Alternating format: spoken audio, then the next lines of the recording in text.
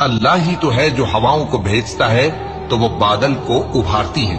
پھر اللہ اس کو جس طرح چاہتا ہے آسمان میں پھیلا دیتا اور تہ بتہ کر دیتا ہے۔ پھر تم دیکھتے ہو کہ اس کے بیچ میں سے بارش کی بوندیں نکلنے لگتی ہیں، پھر جب وہ اپنے بندوں میں سے جن پر چاہتا ہے اسے برسا دیتا ہے تو اسی وقت وہ خوش ہو جاتی ہیں، جبکہ وہ اس کے برسنے سے پہلے یقیناً نا امید ہو رہے تھے۔ تو اے دیکھنے والے، اللہ کی رحمت کی نشانیوں کی طرف دیکھ کہ وہ کس طرح زمین کو اس کے مرنے کے بعد زندہ کرتا ہے، بے شک وہ مردوں کو زندہ کرنے والا ہے اور وہ ہر چیز پر قادر ہے۔ اور اگر ہم ایسی ہوا بھیجیں کہ وہ اس کے سبب کھیتی کو دیکھیں کہ زرد ہو گئی ہے تو اس کے بعد وہ ناشکری کرنے لگ جائیں، تو تم مردوں کو بات نہیں سنا سکتے اور نہ بہروں کو جب وہ پیٹ پھیر کر لوٹ جائیں آواز سنا سکتے ہو،